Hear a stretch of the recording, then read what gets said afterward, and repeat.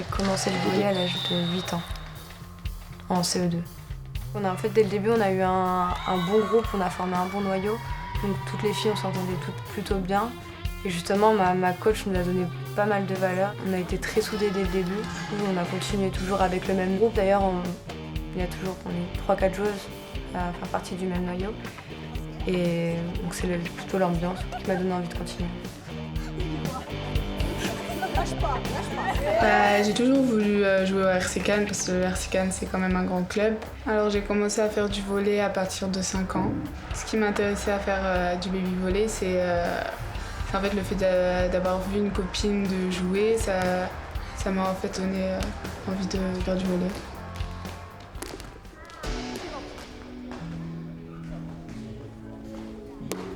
Au Racing Club de Cannes, les premiers pas des tout-petits s'effectuent sous le regard bienveillant d'Audrey Van Acker. Cette ancienne joueuse pro est en charge de la formation en collaboration avec Laurent Coé. Ce nordiste, après un parcours d'entraîneur en Ligue B masculine, était en charge de la formation au Nice Volleyball.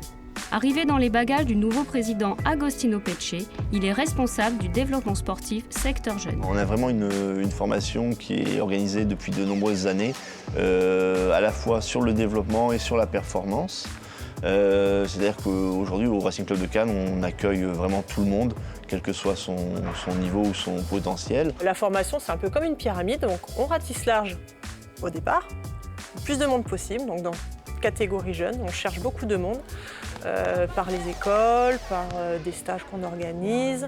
On propose aux jeunes joueuses du club de faire venir leurs copines, leurs cousines, voilà, pour amener un maximum de monde. On commence à partir de 4 ans en école de volley.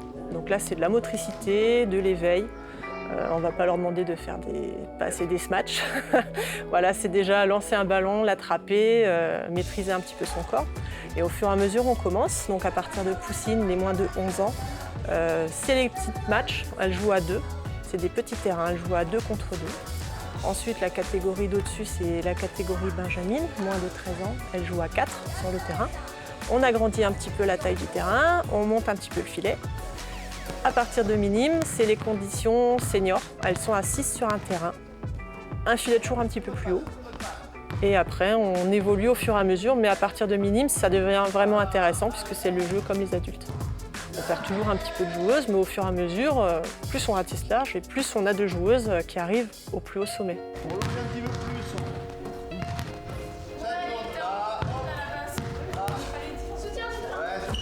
À partir de 11 ans, 11-12 ans, on peut avoir la possibilité de rentrer au centre de performance permanent qui est mis en place depuis quelques années au sein du club. C'est-à-dire que les joueuses ont des horaires aménagés.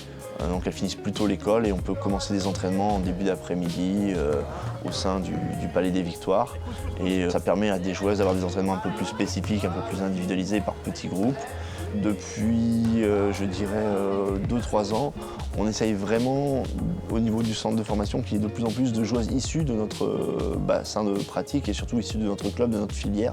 Donc des joueuses qui auraient commencé depuis l'âge de 6 ans, 7 ans, 8 ans, vraiment qui auraient commencé très jeunes au club, puissent continuer par la suite à intégrer ce centre de formation. Aujourd'hui, le centre de formation a une équipe support qui évolue en National 2. C'est donc le 3e niveau français. C'est déjà un très très bon niveau de jeu. Bonjour et bienvenue pour cette rencontre opposant le RC Cannes et le club Omnisport de Saint-Fond dans le cadre de la 18e journée de National 2 féminine. Cannes, c'est un club avec un niveau de jeu très très relevé.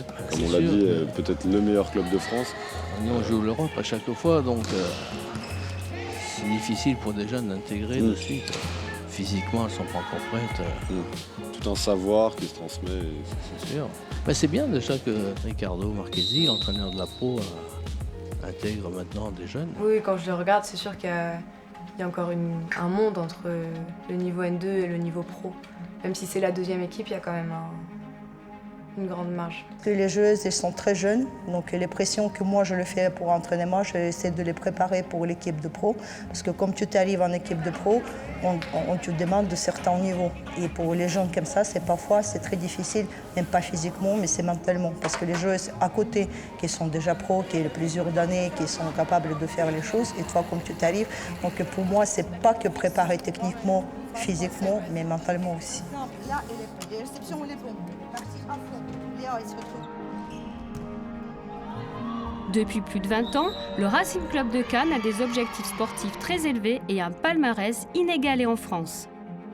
La nouvelle présidence du club perpétue cette ambition sportive car l'esprit de compétition est dans l'ADN du club. C'est encore très bien joué de la part du RC Cannes. Quand on voit les statistiques des licenciés compétition, ça veut dire des joueurs qui font des compétitions nationales, équipe de France principalement. Nous, on a à chaque fois toutes les équipes qui arrivent en phase finale de Coupe de France jeunes et on reste un des clubs avec le plus grand nombre de licenciés compétition en France. Beau service.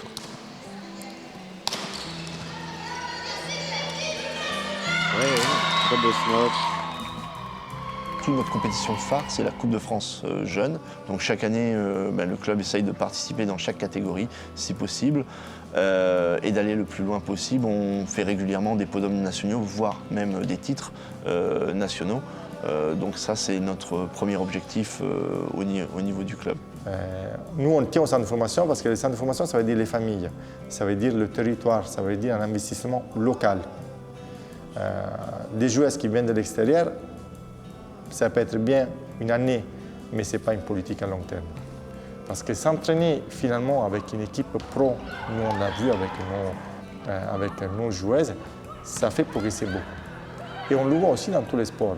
Un jeune de 16-17 ans qui arrive tout de suite à évoluer, à s'entraîner avec des joueurs pro, il devient pro.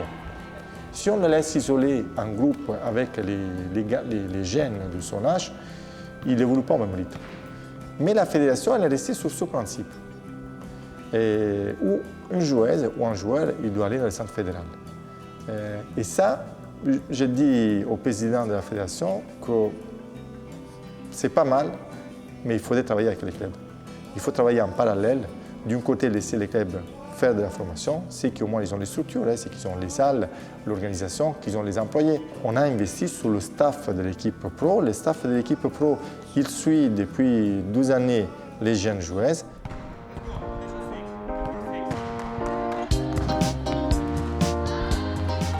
Aujourd'hui, le club a une réelle volonté de se concentrer sur les jeunes aussi, pour améliorer la formation et faire en sorte que l'équipe pro puisse disposer de joueuses issues de notre formation.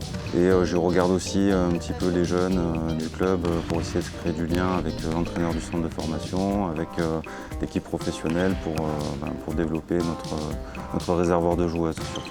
C'est une très grande satisfaction de les avoir avec nous à l'entraînement parce que ça veut dire qu'elles ont fait un très très grand chemin. Parce que comme je vous ai dit tout à l'heure, le niveau entre les deux mondes est vraiment grand. Si on arrive un jour à avoir une joueuse qui intègre complètement l'équipe avec un contrat, etc., là ça c'est vraiment la satisfaction totale.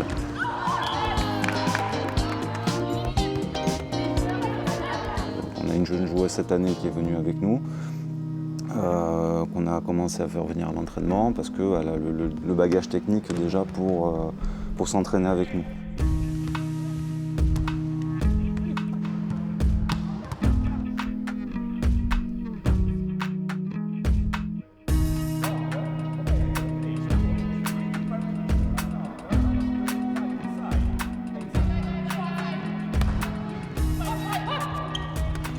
C'est mon rêve en fait d'être pro, du coup ça m'a fait plaisir. C'est adapté bien sûr, elle ne fait pas tous les entraînements parce qu'elle a aussi l'école.